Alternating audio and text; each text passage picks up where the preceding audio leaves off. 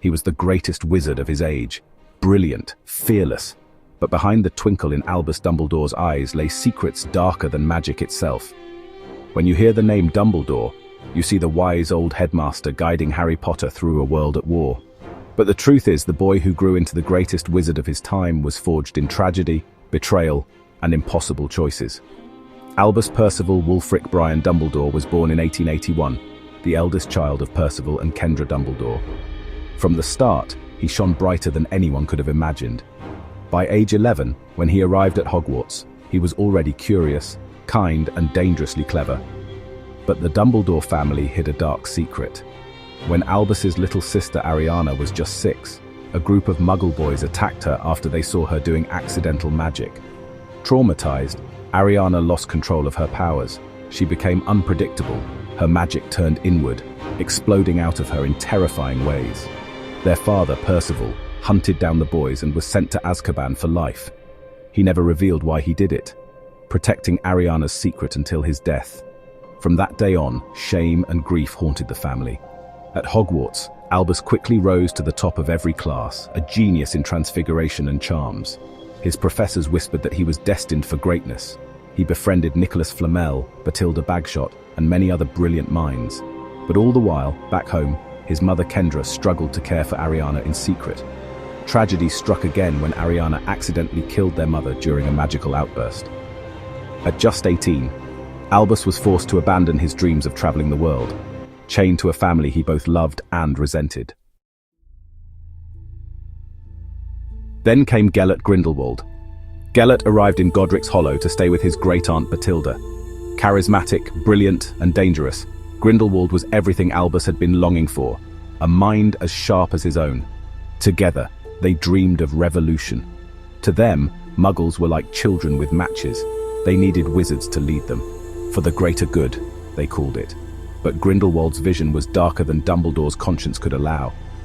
One evening, Albus's brother Aberforth confronted them, begging Albus to abandon the madness. It spiraled into a duel. 3 wands, 3 siblings, and a friend turned foe. In the chaos, Ariana was killed. Who cast the spell? To this day, no one knows. But Dumbledore never forgave himself.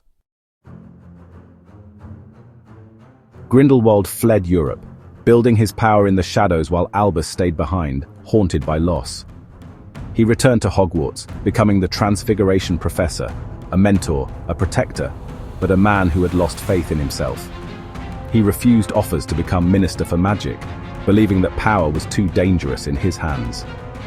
For decades, Grindelwald grew in power, gathering followers, stealing the Elder Wand, one of the Deathly Hallows, and starting a global wizarding conflict.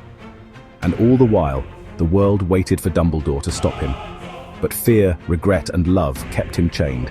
He dreaded facing the man who had once been his dearest friend. Finally, in 1945, Albus confronted Grindelwald in a duel that became legend. Flames and spells that scorched the skies over Nurmengard Fortress. He defeated the Dark Lord, claimed the Elder Wand, and locked Grindelwald away.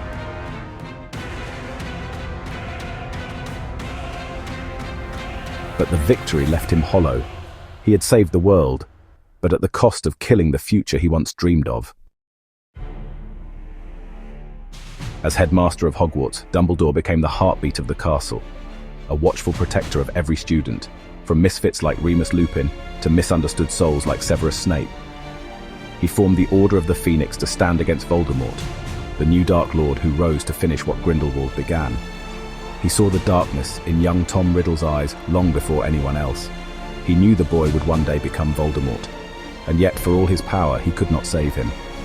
When the Second Wizarding War erupted, Dumbledore worked in the shadows, guiding Harry Potter, the Chosen One, with both kindness and secrets. He knew he had made mistakes, and that his death would be the final move to protect the world. When he put on Marvolo Gaunt's ring, a Horcrux, he hoped to reunite with his family through the resurrection stone hidden inside. But the ring was cursed, poisoning him.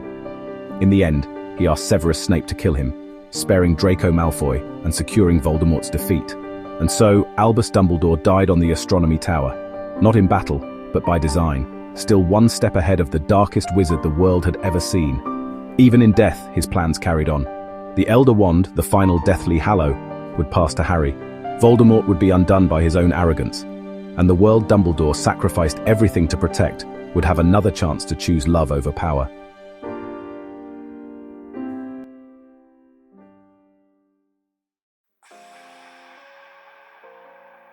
Behind the half-moon spectacles, the colourful robes and the ever-present lemon drops was a man who carried unbearable burdens. He was a brilliant mind, but also a broken brother, a failed friend, and a reluctant warrior. His story reminds us that the greatest magic is not in wands or spells, but in the choices we make and the sacrifices we bear alone. So next time you stand in the shadow of Hogwarts, look up at the Headmaster's Tower. Somewhere in the flicker of candlelight and the rustle of ancient books, his spirit lives on, a silent guardian of hope in a world that still needs its magic.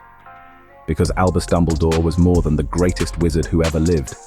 He was proof that even the wisest among us carry secrets, and that sometimes the only way to win is to trust others to finish the story you began.